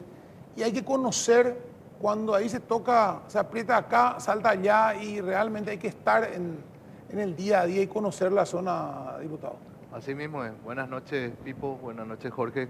Gracias por la invitación. Sí, Ñembucú, Misiones y Itapúa son los 3 departamentos afectados, más Cazapá que se agregó después, ¿verdad? Un departamento también con mucha pobreza que tenemos que ir trabajando. El 90% del territorio inundado fue para estos departamentos. Ñembucú, cuando larga el agua a Yacyretá, tenemos problemas desde Cerrito hasta Villa Oliva. Toda la ribera tenemos problemas, entonces tenemos que ir trabajando con ellos, trabajando con la gente de Misiones y de Itapúa. O sea, va a ser una cuestión, tiene mucho componente social ahí, la cuestión del apoyo que da la binacional a toda la zona, ¿verdad? El aporte que da la binacional Yacyretá es muy importante para el desarrollo, ¿verdad?, de los pueblos, del departamento. Es importante un trabajo coordinado con los intendentes, los gobernadores y bueno, también el gobierno nacional a través de los ministerios hacer un trabajo en conjunto y que podamos sumar y desarrollar y sacar a esa gente que alguna vez está pasando una situación difícil, darle la herramienta para que ellos puedan salir adelante. Esa va a ser nuestra función. Yo conozco muy bien la realidad del interior del país. Como bien dijiste, fui concejal, presidente de la Junta, intendente de la ciudad capital, gobernador del departamento de Ñemcú, hoy diputado, ¿verdad? Gracias a la gente, gracias a Dios, tuve un resultado muy importante, casi 91% de los votos para diputados por nuestro partido votaron por mi persona, entonces no hemos ganado. Yo fui intendente, gobernador, hasta ahora administrando esos cargos sin ninguna denuncia por corrupción, ni en fiscalía, contraloría, en ningún lugar. Nos hemos cuidado, nos hemos dedicado a trabajar. He entregado 560 obras en 4 años y medio de gestión en la gobernación. He invertido en los 16 distritos de mi departamento. Y bueno, y eso queremos hacer, distribuir los recursos en los departamentos afectados, sobre todo en salud, educación, en la parte vial, tratar de sacar de muchos aislamientos que tuvimos. Yo llegué al 100% de electrificación en mi departamento en estos 4 años y medio. Había comunidades en pleno siglo XXI que no tenían energía eléctrica. Tuvimos proyectos sociales únicos, proyectos mitad, donde le asistíamos a todos los recién nacidos, sin distinción, solamente con certificado de nacimiento. Mejoramiento genético a través de la gobernación. Hemos impulsado más de 4.000 inseminaciones, firmando un convenio con la Asociación de Bradford Brangus del Paraguay, que le agradezco por la colaboración de Semen, y nosotros poníamos los recursos humanos, y llegó al pequeño ganadero. El grande tiene lo mejorado su genética, le llegamos al pequeño y eso tiene un impacto directo a la economía, a un departamento de Ñemcú que es eminentemente ganadero, es muy rico en historia, pero no hay grandes cultivos extensivos ahí, así que apuntamos fuertemente, una vez asumido la gobernación, en 3 ejes. Ganadería, el tema de inseminación artificial, el tema de apicultura. Conseguimos el certificado internacional de miel de abeja orgánica, el único que hay en el país. Un trabajo conjunto que hicimos con la entidad venezolana, con el Ministerio de Agricultura, y logramos una certificación internacional que salió hace unos meses nomás. Hemos comenzado con 3.000 kilos de producción de miel de abeja en el departamento. En 4 años y medio llegamos a 37.000 kilos o litros de miel de abeja, entregando cajas, ceras, protectores. Hemos potenciado fuertemente lo que nosotros hacemos. La idea a través de la entidad binacional es escucharle a la gente, escucharle los proyectos que ellos tienen y ayudarles para que eso sea adelante. No llevar nosotros de la entidad a la gente, sino los pueblos que nos traen a nosotros sus necesidades, y bueno, pongámonos a discutir con las autoridades qué va a poner el intendente, qué va a poner el gobernador y qué va a poner la entidad y los ministerios. No solamente todo sobre la entidad, ¿verdad? Cada uno tenemos nuestro presupuesto y bueno, y todos juntos yo creo que podemos hacer un gran gobierno. Hablando del tema presupuesto, este diputado, en el tema Yacyretá, hoy ahí, esto lo digo yo, ¿verdad? Argentina prácticamente se cree dueña de Yacyretá y estamos condicionados, a diferencia de lo que es Itaipú, que ya es como más ordenado todo, pues en Yacyretá hay todavía algunas desprolijidades no resueltas y dependemos en un 100% de la liberación de recursos. Hablamos de una deuda, ¿cuánto? 60, 70 millones de dólares. Para el funcionamiento mensual de Yacyretá necesitamos en promedio 18 millones de dólares. Hoy creo que nos libera la Argentina 10 y eso va bajando por la situación económica que hoy está atravesando ese país. Dicho esto, vi estas reuniones que tuviste con el que va a dejar el cargo, el que está ahora, Nicanor Duarte Frutos. Hablaste de esto también, ahí como le preguntaba acá al ingeniero Justo Zacarías, dependemos mucho de la cintura política y la capacidad de negociar con los argentinos diputados. Asimismo, lo principal es el recurso. Tenemos que ordenar el tema financiero de la entidad binacional Yacyretá. Sin recursos no vamos a poder hacer nada. Hablando de una visita sin documentos, bueno, que me comunicó el director, doctor Nicanor Duarte Frutos, 48 millones más o menos lo que se retiró de la línea de crédito de un banco de plaza, de los 50 que tenemos habilitados como entidad. Más 20 millones de dólares más o menos que se dé a proveedores. Más o menos hablo porque yo no he visto los documentos. Hablamos de 68 millones de dólares. Tenemos que formar un gran equipo de negociación con Argentina, ¿verdad? Donde le vamos a pedir al propio presidente de la República que nos acompañe en esa negociación. al canciller, nosotros vamos a formar un gran equipo y necesitamos, ¿verdad?, que Argentina. Tenemos un componente especial que no hay que olvidar, Jorge, que ellos tienen un año electoral. Ahora están en plena elecciones, Sí. están. Y ellos muchas veces su cabeza va a estar en la elección, ganar la elección es que pagarnos a nosotros. Entonces, es preocupante. Eso va a ser la primera tarea, ¿verdad? Conseguir el desembolso para ir pagando, ahorrando los compromisos que tenemos. Yo sé que becas todavía no se desembolsaron, que es algo sensible, algo prioritario, ¿verdad? También hay algunos desembolsos que tienen que pagar algunos proveedores chicos. Bueno, y priorizando y tratando de ordenar la casa, ¿verdad? Los primeros 15 días me quiero dedicar, ¿verdad?, a conocer la casa, a ver qué situación organizacional, económica y financiera recibe la institución, y una vez, en plazo de 10 días, 15 días, dar un informe en qué situación recibimos, ¿verdad? Paralelamente está la obra de Añacuá, que tiene un avance cerca del 30% hoy, y bueno, tratar de que eso continúe, pues una prioridad para nosotros y también para el gobierno argentino.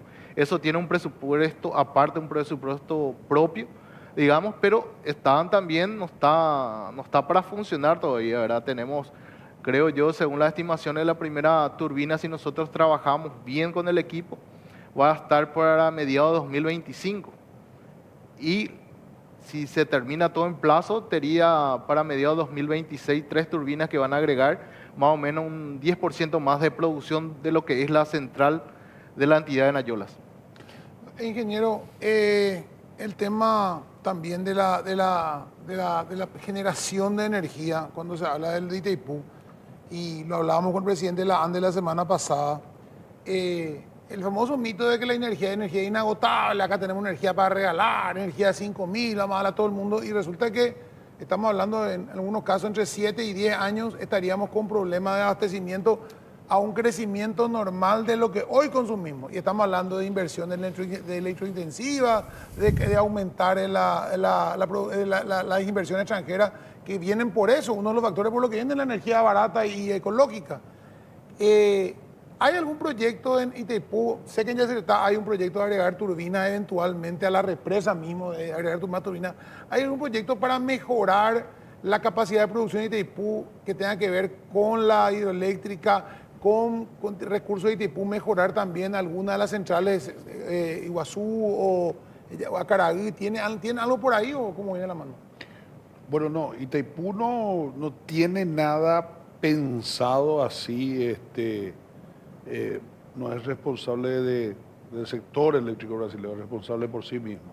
Ya no tenemos condición física en la propia Itaipú de agregar turbinas. Sí, Itaipú tiene equipos internos y externos a través del Parque Tecnológico de Itaipú que están pensando en generación alternativa en el resto del país, ¿verdad?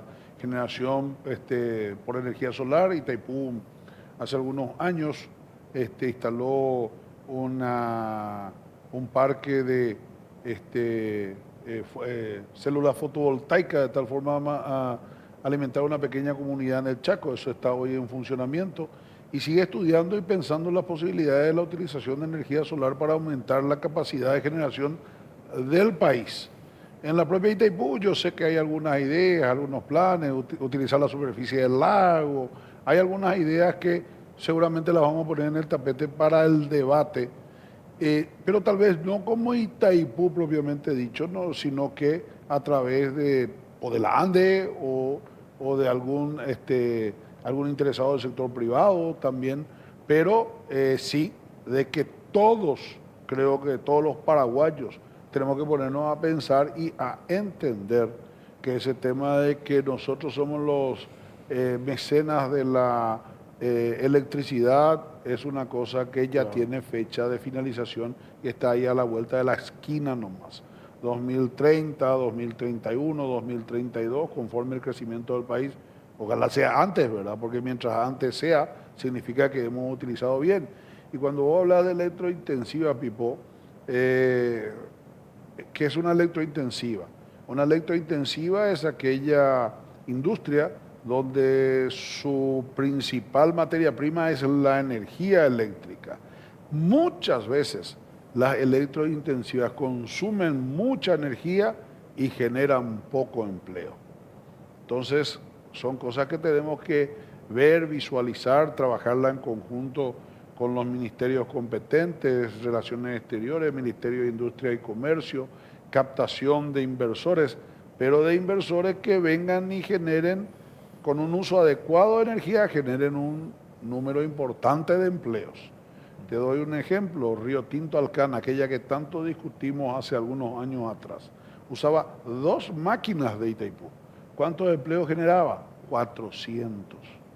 Con 2 máquinas de Itaipú, según mis cuentas de algunas pequeñas industrias que yo conozco, su consumo y su cantidad de empleados, vos tendrías que generar centenas de miles inclusive de empleos. Entonces, tenemos que comenzar a pensar en eso.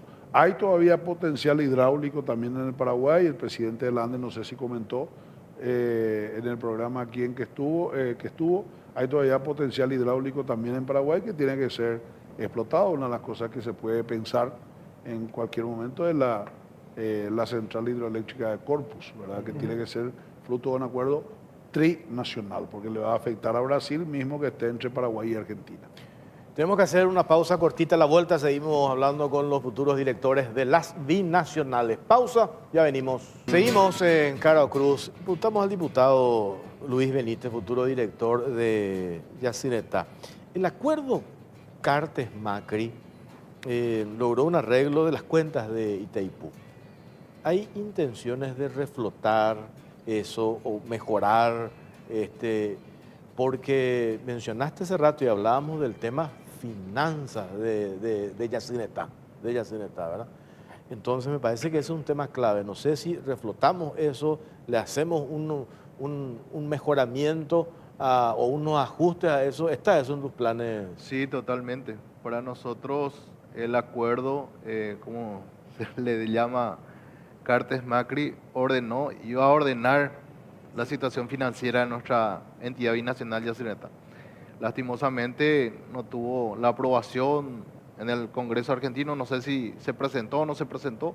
Bueno, eso es agenda 1 para nosotros, ¿verdad? Nosotros prioridad es organizar y definir la parte financiera. Hoy nosotros no tenemos una definición, hace décadas que estamos así y seguimos así.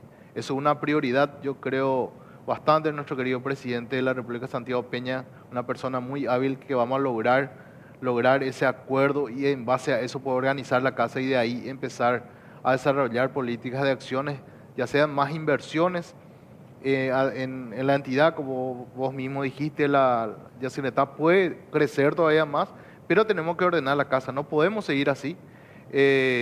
Para nosotros es prioridad que eso poder reflotar o mejorar, ¿verdad? Tenemos la ventaja que ya se aprobó en el Congreso paraguayo, ¿verdad? Entonces, pelear por ese acuerdo del lado argentino y hacer eso, con eso ordenar y en base a eso tener los recursos financieros para invertir, ¿verdad? Nosotros cumplimos nuestra parte, los Añacue. Ellos parece que no cumplieron, ¿verdad? Y además ellos usan el 90% de la energía de Yacyretá, ¿verdad? Totalmente, usan el 92% de la energía. Tenemos que pensar tenemos la situación técnica ahora para retirar más energía, ¿verdad? Para que sirva entonces para el desarrollo de nuestro país, ¿verdad? Para nosotros es prioridad ese acuerdo.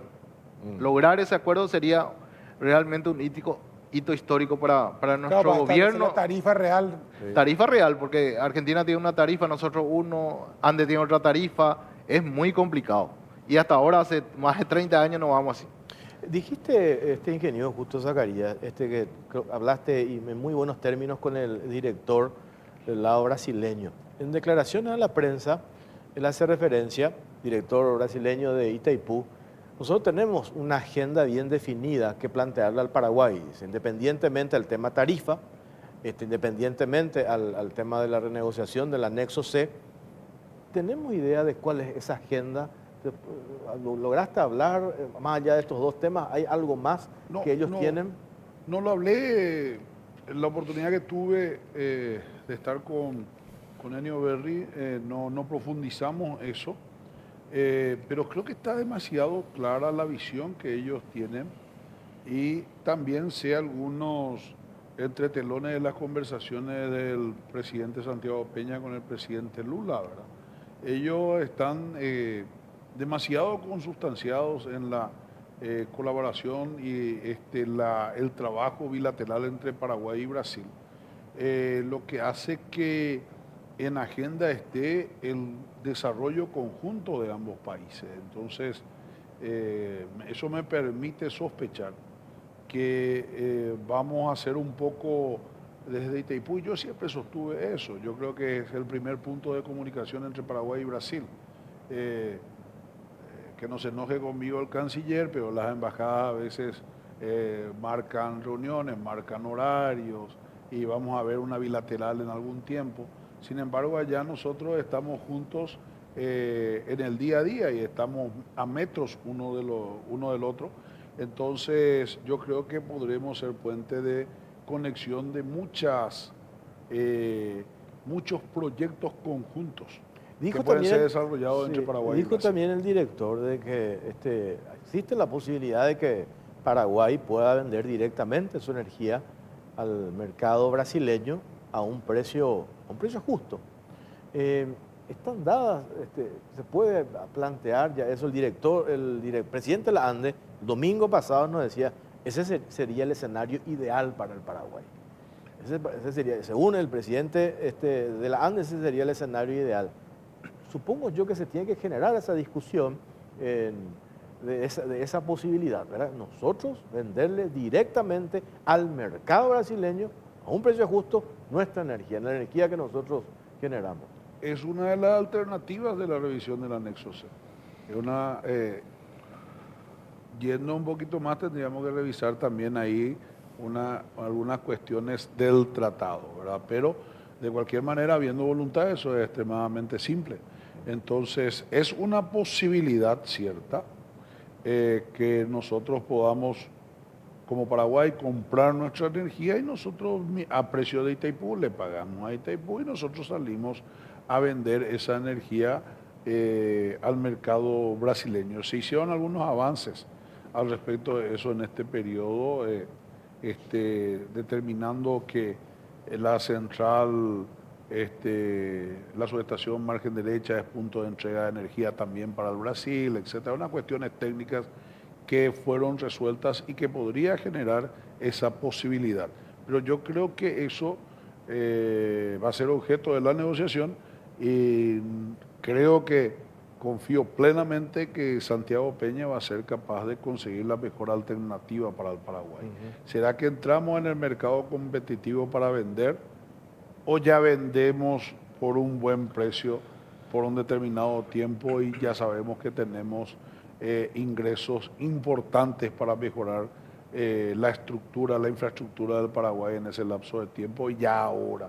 En fin, yo creo que es elemento de análisis y puede ser una alternativa. Diputado, decía acá el ingeniero el tema de las otras represas que siempre se hablaron. Se habló de Corpus, habla de Garavía y una más que son posibilidades. Obviamente sin el acuerdo con la renegociación de la deuda, es el acuerdo con la Argentina y después la situación argentina que sabremos realmente después de enero probablemente o diciembre cuando asuma el nuevo gobierno, porque esa es la realidad. Sí. Ustedes estuvieron viendo con el actual director los proyectos en sí, las posibilidades de ampliar la posibilidad de generación de la Villa de Soledad. Hay proyectos, ¿verdad? Como bien dijiste, está el de Corpus, que tenemos que avanzar en las conversaciones con la República Argentina. Después está de la presa en Itatí, Itacorá, que ya es Ñembucú, que con eso va a posibilitar instalar 10 turbinas más. El brazo de Ñacoa tenés 3, eso va a posibilitar 10 turbinas más, pero nosotros tenemos que primeramente ordenar nuestro sistema financiero para visualizar, ¿verdad? Pero sí podemos avanzar en conversaciones. Tenemos que esperar ya el nuevo gobierno que va a asumir seguramente en diciembre, ¿verdad?, al lado argentino, y ver qué podemos hacer.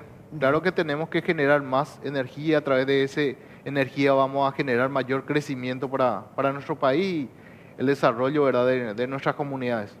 A ver, tengo acá temas así puntuales, ingeniero, que anoté acá. Está ese informe de Contraloría. Nunca oficialmente desde Itaipú se respondió. Este gobierno dijo no vamos a responder. Ese informe lapidario de la Contraloría, el tema de la deuda espúrea y compañía. Hay un libro del ingeniero Juan Carlos Guasmosi muy interesante con documentación que hace un relatorio al respecto. Ahí tendríamos que también definir a ver cuál es la posición. Respondemos desde el punto de vista técnico. Los técnicos que estuvieron en ese proceso tienen una lectura, niegan la existencia del tema de la famosa deuda espuria. Eso por un lado. Los 250 contratados, estos que entraron, ¿va a revisar eso? Un tema sensible, veo por la cara, tema sensible porque por todos lados nos dijeron que hubo manipulación en ese proceso. Y lo otro, ¿qué es esta historia del gallinero de oro? Te tengo que preguntar porque está en la discusión. Y me parece esto una oportunidad también para hacer algunas aclaraciones al respecto. Bueno, al respecto del informe de Contraloría, yo lo conozco desde el punto de vista parlamentario, fue presentado al Parlamento Nacional. Y llegando a Itaipú lo vamos a mirar, revisar con más detenimiento, voy a ver en qué situación se encuentra cualquier proceso de respuesta al respecto. Conozco la posición del ingeniero Guasmosi, de hecho ellos fueron uno de los negociadores de aquel acuerdo del 97, ¿verdad? Dicho sea de paso, un acuerdo parecido al acuerdo Cartes-Macri que realmente saneó las finanzas de Itaipú y Nacional. Sí. Entonces hay que ver si moneda más, moneda menos o saneamiento, cuál fue más importante, ¿verdad? Es una cosa que uno puede determinar. Al respecto del concurso, del concurso sí vamos a revisarlo detenidamente, vamos a procurar no cometer injusticias, no perjudicarle a gente que con esperanza se fue a realizar un concurso para entrar a la Itaipú Nacional, pero que tampoco justamente haya gente que haya usado la esperanza, abusado de la esperanza de los demás para ser favorecidos con un lugar que no le corresponde. Vamos a intentar identificar, ya hay gente revisando documento por documento en este momento, quiero que en los primeros días nosotros podamos tener un análisis más completo y, bueno, buscar alternativas de solución justa a esa esperanza. El tema de publicaciones que vienen sucediendo, todo quien está en una administración, celebro que Luis no haya tenido ninguna denuncia, ¿verdad? En la administración pública, pero no, los que estamos en la administración pública siempre tenemos algunas denuncias, muchas veces son políticas, la mayoría de ellas son políticas como las del caso. Lamentablemente los medios de comunicación muchas veces se atienen un poco más a aquello que genera morbo y no a lo que realmente te genera resultados. Tengo la satisfacción de haber sido la única gobernación, el único gobierno subnacional del país, no gobernación solamente, gobernación y municipio, con ISO 9001-2015, certificación internacional hecha por la SGS de Suiza. Tengo la satisfacción de haber eliminado aulas de madera en el departamento del Alto Paraná. Tengo la satisfacción de que en mi periodo de gobernador la deserción escolar en 3 pequeños municipios de Alto Paraná, Ñacundaí, Puerto Irala y Cedrales, fue 0, gracias a un almuerzo escolar de calidad. Y muchas otras cosas más que podría citarte aquí si tuviésemos tiempo, mi querido Jorge. Creo que hemos hecho una muy buena administración. Lamentablemente las cuestiones políticas siempre llevan a denuncias interesadas porque efectivamente somos rivales políticos. Hemos tenido algunas denuncias, hoy veo que el intendente de Ciudad del Este tiene casi una centena. No, 28 30 presentadas sí, tienen. Sí. Bueno, entonces, y ellos son los paladines de la verdad. Y esas denuncias, entre paréntesis, en ese medio en particular, 0. No sale absolutamente nada, ¿verdad? No suelo ver gran cosa. No parece. Me pareció ver una publinota en un canal amigo el domingo pasado. Sí, es así mismo. A ver, adelante. Diputado Luis Benítez, me quedé con esto que dijiste. No me pasó. 2 veces puntualizaste, según la documentación, según dijo el exdirector, porque no vi la documentación. Según la deuda a los proveedores, 20 millones de dólares. Después hay otra deuda, 48 con los bancos, porque no vi la documentación. ¿Cómo? ¿No te mostraron los documentos? Nosotros todavía no ingresamos oficialmente a la entidad. Lo vamos a hacer seguramente una vez que tengamos el decreto con el equipo. Ya seguramente el 16 de agosto, si Dios permite, vamos a estar. Nosotros hicimos una visita donde hablamos con sus asesores administrativos. Ellos me vinieron informes, pero no documentos. Entonces, no quiero yo asegurar eso. Puede ser más, no sé, puede ser menos. Ojalá sea menos, pero tengo que ver. Pero estamos en esa situación. La línea del presidente es ordenar la casa, austeridad. Tenemos también muchos problemas. Entonces, esa va a ser nuestro trabajo. Podamos entrar un equipo de trabajo ahí. Sobre todo revisar Sí. todo lo que se hizo, ¿verdad? Es importante. De eso se trata. Todos, me parece, tienen que hacer ese corte administrativo, esa auditoría necesario, ¿verdad? Tanto en Itaipú, supongo que van a hacer lo mismo, ¿verdad? No se estila en la binacional el mismo sistema de corte administrativo que de la función pública. No obstante, lo hemos conversado inclusive con Luis, ¿verdad? ¿Cómo lo haríamos? Vamos a registrar nosotros cuál fue la última actuación del equipo saliente y a partir de ahí registrar cuál es nuestra primera actuación de equipo entrante, de tal forma que esa sea la frontera, que eso es un corte administrativo. Y no creo que tengamos que tener un retrovisor mirando solamente el pasado, porque nosotros tenemos que mirar hacia adelante, pero sin ninguna duda, si en nuestro trabajo detectamos cuestiones que no están de acuerdo a la ley, nosotros estamos obligados a generar las denuncias pertinentes. Para cerrar, en este caso, los dos futuros directores de las binacionales se da una compensación histórica, ¿verdad? Los altoparanaenses, el reclamo eterno, ¿verdad? ¿Por qué no está uno de los nuestros en las binacionales? Acá se hace esta compensación histórica, ¿verdad? Aparte de la experiencia, creo que 20 años tuviste 20 años, adentro 21, de esa institución 21 y conoces va a ser. internamente cómo funciona y además tenés el plus político, ¿verdad? Esas dos cuestiones. Te tengo que preguntar, diputado, porque ¿cuál fue la charla que tuviste con el presidente Santiago Peña? Porque dicen, no, pego el cupo de Pedro Aliana.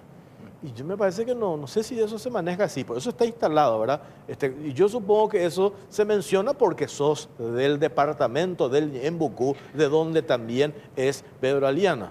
Sí, primeramente, por primera vez un ñembuqueño va a ocupar ese cargo. Nosotros Sí. siempre reclamamos que También. éramos menos atendidos y miramos con envidia sana algunas veces las inversiones en otro departamento.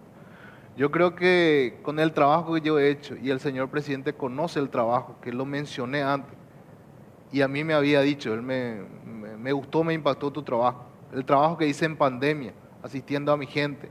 A través de la gobernación pusimos terapia, inversiones, respiradores, monitores, con recursos de la gobernación de Ñembucú. Él me habló, conocía algo de mi trabajo, yo le expliqué mi trabajo y me dijo que me iba a tener muy de cerca con él en su futuro gobierno si llegábamos, ¿verdad? Una vez llegado me llamó, me dijo que me iba a dar esta oportunidad, cual yo le agradezco y tomo con mucho compromiso. Yo soy una persona que trabaja muchísimo, Jorge. Dije al comienzo, 560 horas entregué en la gobernación de los 16 distritos. Yo soy una persona que voy a recorrer, voy a estar al lado de la gente, voy a estar escuchando a la gente y todo lo que pueda ayudar para sacar adelante nuestro país lo voy a hacer. Y siempre me mantuve así, yo vengo del sector privado, yo soy gerente a los 17 años porque mi papá fallece cuando tiene 47 años, heredé una empresa familiar de más de 50 funcionarios, no fue fácil.